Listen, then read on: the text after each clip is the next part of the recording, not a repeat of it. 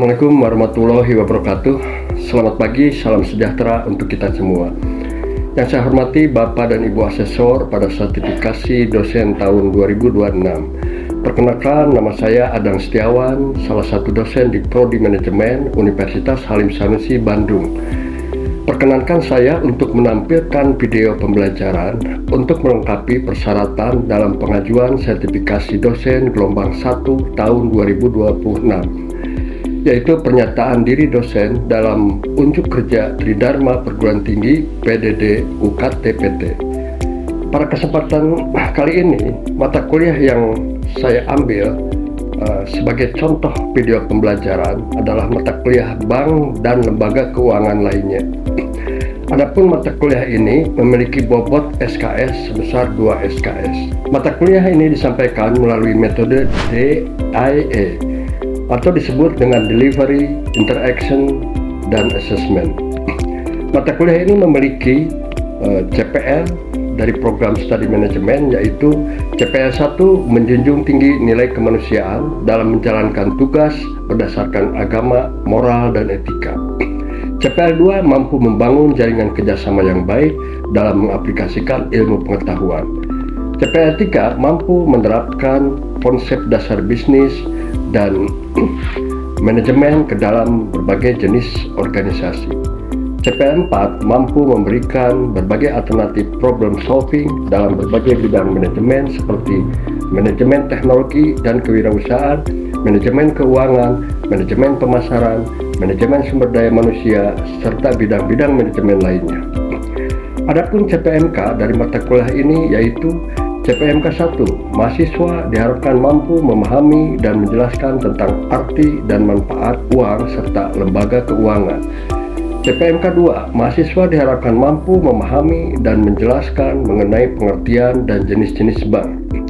CPMK 3, mahasiswa diharapkan mampu memahami dan menjelaskan tentang sumber-sumber dana bank. CPMK 4, mahasiswa diharapkan mampu memahami dan menjelaskan berkaitan dengan kegiatan penghimpunan dana bank dalam bentuk simpanan di bank. CPMK 5, mahasiswa mampu memahami dan menjelaskan tentang kegiatan alokasi dana berupa kredit, jenis-jenis kredit, serta prinsip-prinsip penilaian dalam pemberian kredit.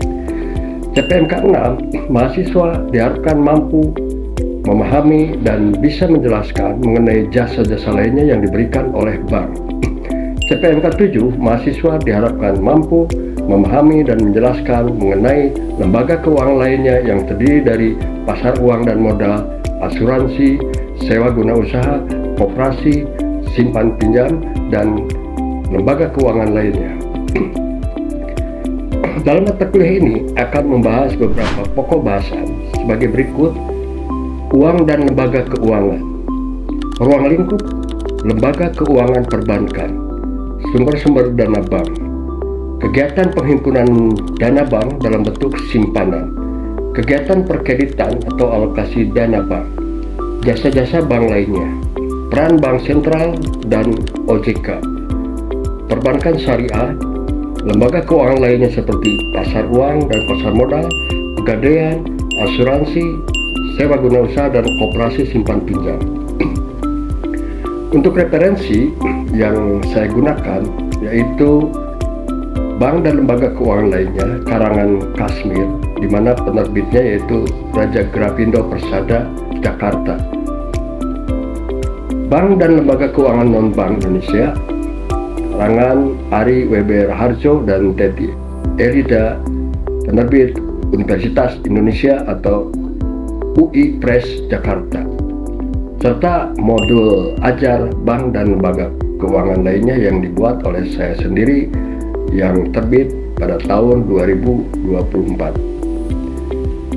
Pembelajaran ini meliputi 16 kali pertemuan, di mana pertemuan 1 sampai pertemuan 7 berupa pemaparan materi serta tugas-tugas yang diberikan, baik itu tugas individu, ya, biasanya berupa kuis, dan tugas kelompok.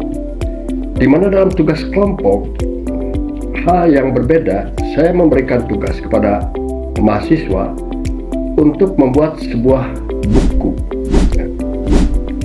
buku yang merupakan hasil karya mahasiswa dengan mengambil topik atau judul yang berkaitan dengan mata kuliah bank dan lembaga keuangan lainnya. Selanjutnya, pertemuan ke-8 merupakan UTS yang diberikan dengan soal berbentuk esai.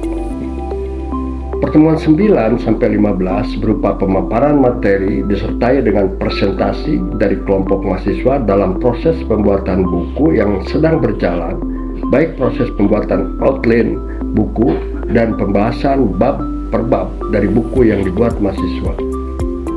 Pertemuan ke-16 yaitu ujian akhir semester, di mana dalam ujian akhir semester ini mahasiswa melakukan kegiatan bedah buku dari buku-buku yang sudah dibuat oleh beberapa kelompok yang terbentuk, ya.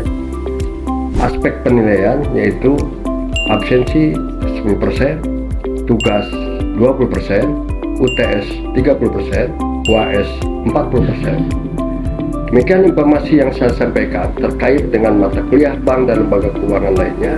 Untuk selanjutnya, saya tampilkan cuplikan pembelajaran mata kuliah bank dan lembaga keuangan lainnya. Terima kasih. Assalamualaikum warahmatullahi wabarakatuh. Ya, baik. Assalamualaikum warahmatullahi wabarakatuh.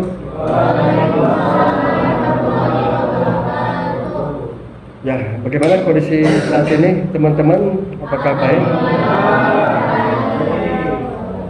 Ya, kita saat ini sudah melangkah ke pertemuan kedua, ya, di mana nanti kita akan membahas tentang ruang lingkup dari perbankan. Kalau kemarin pada saat pertemuan 1 kita membahas tentang uang dan lembaga keuangan. Tapi sebelum kita bahas pertemuan 2, alangkah baiknya kita berdoa dulu, ya, sesuai dengan kepercayaan masing-masing. Berdoa mulai.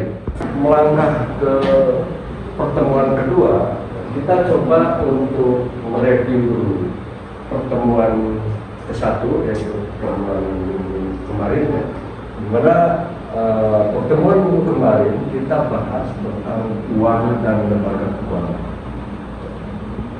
Anda tahu kan, uang itu, ya, Anda pegang sehari-hari, uang baik itu uang logam ataupun uang kertas.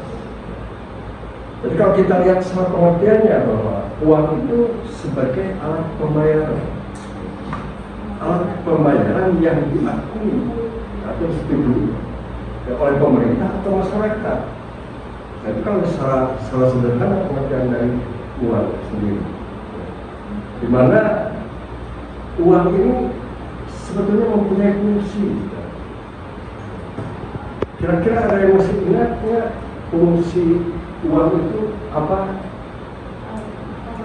Ya, silakan bisa. Baik, kemarin sempat dijelaskan mengenai fungsi uang itu sendiri ada 2, yaitu fungsi asli sama fungsi turunan. Kalau misalkan fungsi asli, uang itu berfungsi sebagai alat tukar menukar, terus sebagai satuan hitung sama alat penyimpan nilai. Sedangkan dalam fungsi turunan, uang berfungsi sebagai alat pembayaran yang sah, sebagai alat pembayaran hutang, sebagai alat pemindahan aset, sebagai alat pelindung kekayaan, dan sebagai alat pendorong perekonomian. Ya, baik, terus ya, jawabannya. Dan selanjutnya kita perlu mengenal jenis-jenis uang. Dan uang ini juga kalau dilihat dari nilai, ya, ada uang yang full money. Ada juga uang yang representatif full money. Nah, kira-kira ada yang masih ingat apa sih perbedaannya antara uang yang full money dengan uang yang representatif full money? Nah, ayo, ya Adina. Terima kasih atas kesempatannya. Perbedaan antara uang yang bernilai penuh sama tidak bernilai penuh itu, kalau uang bernilai penuh itu nilai implikitnya sama dengan nilai nominalnya, tetapi uang yang tidak bernilai penuh itu nilai implikitnya lebih kecil daripada nilai nominalnya. Ya, baik, ya betul. Ya, itu tadi ya apa yang dikatakan oleh Adina, ya sudah betul. Ya, balik ini kan nilai implikitnya itu sama dengan nilai nominalnya. Kalau Anda mempunyai uang emas, ya uang emas, anggaplah ini berdasarkan uang koin emas, dulu itu uang itu kan terbuat dari emas. Artinya kalau dulu uang itu perubahan iman sama nilai estetika terkandung dalam emas. Kalau dia buka, maka akan sama dengan nilai nominalnya. Ada uang perak yang itu sama. Tapi kalau misalkan yang representatif perubahan iman ini berarti nilai uang yang terkandung di dalam nilai bahan yang terkandung di dalam uang itu lebih kecil dibanding nilai nominalnya. Contohnya uang kertas yang Anda pegang. Uang kertas masa sih uang selembar kertas begitu harganya 100.000, sementara kan nilai nominal 100.000. Itu yang representatif perubahan iman. Dan kemarin kita bahas juga berkaitan dengan lembaga keuangan. Lembaga keuangan itu sebagai mediator, mediator dari masyarakat yang kelebihan dana dengan masyarakat yang kurang dana. Kemarin tadi disebutkan bahwa ada dua jenis nih lembaga keuangan itu. Ada lembaga keuangan bank, ya, ada lembaga keuangan non bank. Kita tahu kalau bank itu kan ada bank umum, ada bank rakyat, ada bank sentral. Tapi di sini ada lembaga keuangan non bank. Kira-kira lembaga keuangan non bank bisa disebutkan apa saja yang termasuk ke dalam lembaga keuangan non bank? Ya, boleh. Ada pertama ada pegadaian, kedua ada pasar modal, ketiga ada asuransi. Asuransi, ya, itulah tiga di antaranya dari banyak juga sih lembaga keuangan non bank itu kan selain yang tadi Pak sebutkan, tadi Pak menyebutkan asuransi, ada juga menyebutkan ada pasar modal ya, ada pasar modal, tapi ada pasar uang juga gitu kan. Ya. Baiklah, mungkin itu ya kita sedikit mereview dari pertemuan yang ke-1 ya kemarin, dan hari ini kita coba bahas tentang ruang lingkup pertanian. Baiklah, kita masuk sekarang ke pertemuan kedua yang akan kita bahas ya, di mana kita coba bahas tentang salah satu tadi jenis lembaga keuangan, yaitu lembaga keuangan perbankan atau lembaga keuangan bank. Ya. Nah, pembahasan ini bertujuan untuk nanti diharapkan mahasiswa mampu atau memahami, ya, menjelaskan tentang apa itu bank, ya, perbedaannya dari bank dengan lembaga keuangan non bank. Dan mahasiswa juga diharapkan nanti memahami serta mampu ya, untuk menjelaskan kegiatan-kegiatan usaha yang dilakukan oleh bank. Ya, yang tentu saja akan ada sedikit perbedaan antara lembaga perbankan dengan lembaga non-bank dalam hal kegiatan usahanya. Ya. Setelah itu mahasiswa akan mengetahui ya, serta menjelaskan tentang berbagai jenis perbankan. Oke, yang pertama mungkin kita lihat dulu dari sejarah. Ya. Kalau kita lihat di sana, pertama kali sejarah perbankan itu kan ada sejak zaman kuno, ya, 2000 sebelum Masehi. Ya. Dan ini bank itu merupakan dari bahasa Italia, ya, bermula dari bahasa Italia yaitu Benkiu atau bangka, ya, bangka yang berarti di sini bangku, ya, bangku, dan atau meja lah, dikatakan meja, dan bangku atau meja ini sebetulnya dulu dipakai untuk menyimpan uang dan menukar uang gitu. Nah, jadi ini berkembang, ya, meja atau bangku ini saat ini menjadikan sebuah kegiatan usaha di bank dalam hal menghimpun dana dalam bentuk simpanan, ya. Dan selanjutnya di sana ada menukar uang. Nah, maka di sini ada aktivitas jasa, kan, jasa perbankan dalam jual beli valuta asing. Nah, itulah mungkin sejarah perbankan yang pertama kali mulai ada pada zaman kuno, dan bagaimana sekarang perkembangannya di Indonesia. Ya. Perkembangan di Indonesia mungkin tidak terlepas dari Hindia Belanda. Ya. Peran penting dari Hindia Belanda di mana pada waktu itu Hindia Belanda mencoba untuk mendirikan bank dengan nama De Javase, atau mungkin ada The Algemeen Volkskredietbank, ya, nama-nama Belanda gitu kan. Tapi sejalan dengan perkembangan di mana nama-nama tersebut dinasionalisasikan, ya, maka salah satunya di sini ada The Algemeen Volkskredietbank. Jadi ini berubah nama jadi Bank Rakyat Indonesia. Ya. Ini jadi Bank Rakyat Indonesia, di mana Bank Rakyat Indonesia ini didirikan tahun 1946. Ini sama dengan BNI kan. BNI, kalau BNI kan BNI 46 ya, karena didirikannya di tahun 1946. Ya.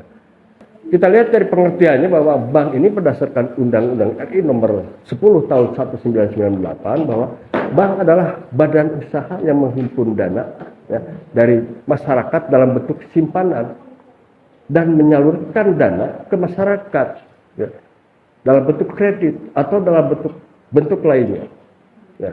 Ini tentu saja dalam rangka meningkatkan taraf hidup masyarakat atau taraf hidup rakyat banyak. Jadi kalau lihat dari pengertian ini, maka di sini akan terlihat ada fungsi bank. Fungsi utama bank itu menghimpun dana kan. Fungsi utama bank menghimpun dana dari masyarakat dalam bentuk simpanan, ya, di mana tentu saja masyarakat memerlukan bank ini agar aman gitu. Ada uangnya itu aman gitu kan. Daripada Anda simpan di bawah bantal gitu kan, di kasur ya. Uang 1M di kasur gitu, di bawah kasur ya, begitu nggak aman ya. Anda memanfaatkan bank di sini, ya. Dan ini fungsinya gitu kan. Ya. Fungsi keduanya, bank itu menyalurkan dana ke masyarakat. Ya, kalau kita lihat bahwa bank itu merupakan mediator dari masyarakat yang kelebihan dana dengan masyarakat yang kekurangan dana, maka fungsi kedua inilah bank itu menyalurkan dana kepada masyarakat yang kekurangan dana. Ya. Ya, seperti salah satunya contoh wirausaha, pengusaha yang kekurangan modal, maka dia perlu mengajukan pinjaman ke bank, dan bank menyalurkan pinjaman kepada masyarakat yang kekurangan dana itu. Ya, yang diharapkan dengan adanya kredit yang diberikan oleh bank, diharapkan usahanya akan berkembang lebih maju, gitu kan? Nah, itu kan kalau kita lihat dari fungsi bank itu sendiri, ya. Tapi di sini bank mungkin akan terlihat, ya, karena di sini ada bank itu kan ada bank sentral, ada bank umum, ada bank berkaitan rakyat. Kalau kita lihat dari bank umum, maka bank itu melakukan 3 kegiatan, ya, yaitu kegiatan menghimpun dana dan kegiatan menyalurkan dana. Tetapi ada kegiatan lain gitu kan. Karena bank di sini tentu saja sebagai badan usaha komersil atau sebuah lembaga komersil, bank perlu mendapatkan keuntungan. Ya, karena bank tidak hanya mendapatkan keuntungan dari kredit saja, memang ada keuntungan bank itu kan dari kredit gitu kan. Karena bank menetapkan bunga, itulah keuntungan bank. Tapi nampaknya kan tidak cukup ya dengan hanya mendapatkan bunga saja, ya, dari masyarakat gitu kan, dari debitur. Maka bank juga memberikan jasa-jasa, ya. Dan dalam arti mungkin jasa-jasa dalam lalu lintas pembayaran, ya. Di mana jasa-jasa ini yang diberikan oleh bank, ya, mungkin ada yang mungkin bisa jawab gitu. Ada yang kira-kira sudah tahu gitu, apa sih jasa bank gitu kan? Silakan. Yang pertama transfer, yang kedua clearing, yang ketiga inkasso, dan lain sebagainya. Oke, ya. Jadi itu tadi ya, jasa bank, transfer, atau mungkin clearing juga masuk. Tapi ada lagi mungkin di sini jasa-jasa lain yang nggak cukup dengan bank itu mendapatkan biaya admin dari transfer ya. Maka bank juga memberikan jasa inkasso, ya. Terus ada juga jasa untuk memberikan bank garansi, dan bank juga nanti akan menerbitkan atau memperjualbelikan surat-surat berharga itu ada di dalam pasar uang dan pasar modal, gitu. Nah, jadi banyak sekali untuk jasa-jasa bank ini. Oke, jadi itulah mungkin ya tadi kita bahas berkaitan dengan kegiatan usaha bank, dan selanjutnya kita lihat dari jenis-jenis bank.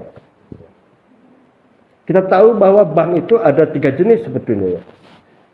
Di mana yang pertama itu ada bank sentral atau Bank Indonesia. Gitu. Bank Indonesia. Nah, ini tugas dan fungsinya pasti akan berbeda dengan bank umum. Ya. Jadi ada bank sentral, ada bank umum, ada bank perkaitan rakyat. Ya. Dimana kalau misalkan bank sentral ini dia melakukan tugas dan fungsinya untuk menjaga kestabilan nilai rupiah. Ya. Itu tugas bank sentral. Ya. Kalau kita lihat bank umum ini kan melaksanakan kegiatan perbankan secara konvensional dan prinsip syariah. Karena kita lihat bahwa bank sekarang ini ada bank konvensional, ada bank syariah. Ya. Dimana kalau misalkan bank konvensional dia melakukan kegiatannya terutama di dalam baik itu dalam penyaluran dana dan dalam penghimpunan dana. Kalau bank konvensional ada imbalan bunga gitu kan, ya, ada imbalan bunga. Kalau misalkan ke masyarakat yang menyimpan uang, berarti bank harus memberikan bunga. Kepada masyarakat yang kekurangan dana, bank memberikan kredit atau pinjaman, berarti bank mendapatkan bunga. Tapi kalau misalkan bank syariah tentu akan berbeda, karena bank syariah tidak mengenal bunga. Bank syariah itu mengenal bagi hasil gitu. Bagi hasil antara pihak bank itu dengan pihak nasabahnya, di mana bagi hasil yang ada itu harus bersifat prinsip keadilan. Bagi sesuai nisbah, ada misalkan nisbahnya 60-40 lah gitu ya. Bagi si nasabahnya 60%, bagi banknya 40%. Kalau misalkan usaha nasabahnya untung, misalkan 100 juta, bagi sesuai dengan komposisi yang ada. Kesepakatan. Jadi macam-macam ya kesepakatan itu, ada yang 50-50, 50%, ada yang 60-40 misalkannya, tergantung. Tapi biasanya kan kalau 60% kan lebih besar itu biasanya kan ke nasabah, karena nasabah kan mengelola usaha ya, bank hanya menyimpan dananya aja gitu. Tapi kalau misalkan rugi, ya kalau rugi ini bank juga ikut rugi. Nah, itu prinsip keadilan. Bank syariah ikut rugi. Kalau tadi anggaplah ruginya itu 100 juta misalkan, ya sama-sama bank syariah juga ikut menderita kerugian. Hanya nanti perhitungannya dari komposisi modal yang ditanamkan oleh bank syariah itu. Misalkan komposisinya bank syariah hanya 50% dari misalkan dari 1M yang dibutuhkan. Bank syariah 500 juta, si pengusaha juga sudah memiliki 500 juta, maka kerugiannya itu 50-50 sesuai dengan komposisi itu. Bukan sesuai nisbah ya, sesuai dengan komposisi. Nah, itu mungkin ya mengenai bank syariah, dan selanjutnya ini bank sentral. Ya, bank sentral bertanggung jawab untuk mengatur dan menjaga stabilitas harga dan nilai mata uang. Dan ini tentu saja berkaitan dengan inflasi saat ini yang semakin tinggi, maka Bank Indonesia yang bertanggung jawab. Ya. Juga berkaitan dengan masalah lemahnya rupiah terhadap dolar, ya, semakin menguatnya dolar, itu bank sentral yang bertanggung jawab. Ya. Bagaimana caranya agar rupiah ini bisa menguat kembali, ya. Dan juga di sini nanti kita bisa melihat juga sistem perbankan di Indonesia itu seperti apa. Ya. Kita mengenal ada 2 sistem perbankan, yaitu ada unit banking system dan ada branch banking system. Ya. Kalau unit banking system ini adalah perbankan tunggal. Biasanya BPR lah seperti itu ya. Artinya setiap bank itu merupakan bank dengan kantor yang tunggal. Ya. Dia tidak menyebar, ada cabang-cabangnya gitu kan. Kalau bank umum kan bank besar yang mungkin dia menerapkan branch banking system. Nah, kalau misalkan berkaitan tadi melihat bahwa ada bank umum dan bank perkaitan rakyat, berarti Anda sudah bisa membedakan ya antara bank umum dengan bank perkaitan rakyat. Perbedaannya apa kira-kiranya? Ada yang tahu nggak? Ya, Silakan Rehan.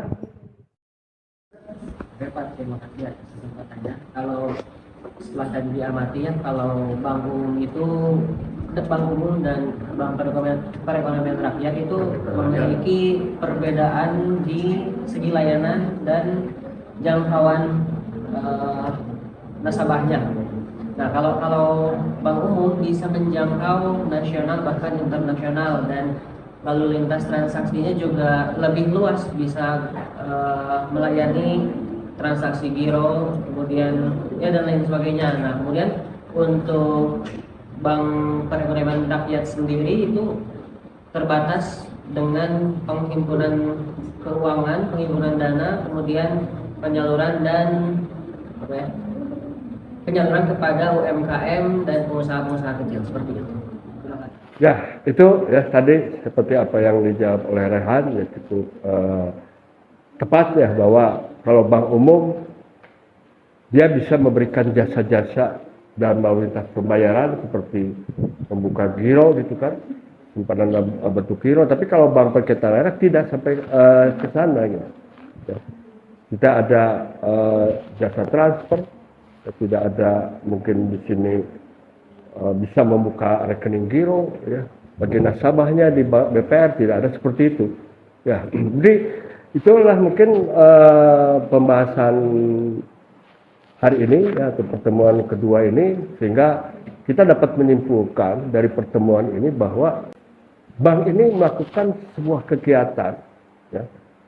Bank ini merupakan mediator dari masyarakat yang kelebihan dana dengan masyarakat yang kelebihan dana, dan ada kegiatan-kegiatan dari bank ini yang berkaitan dengan kegiatan penghimpunan dana masyarakat. Ya. Artinya di sini dana masyarakat yang kelebihan dana, ya. Di mana dihimpun, maka masyarakat bisa menyimpan uangnya di bank dalam bentuk tabungan, deposito, ataupun giro.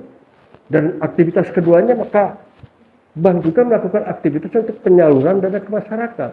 Ya. Dana yang masuk dari masyarakat disalurkan kembali ke masyarakat. Masyarakatnya mana? Masyarakat yang membutuhkan dana. Ya. Maka bank di sini bisa memberikan penyaluran kredit kepada masyarakat yang membutuhkan dana.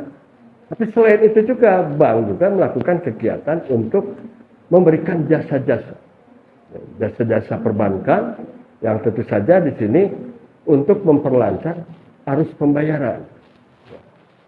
Di mana dari jasa-jasa ini kan seperti halnya ada jasa transfer, ya, jasa inkaso, jasa bank garansi, dan banyak lagi yang lainnya.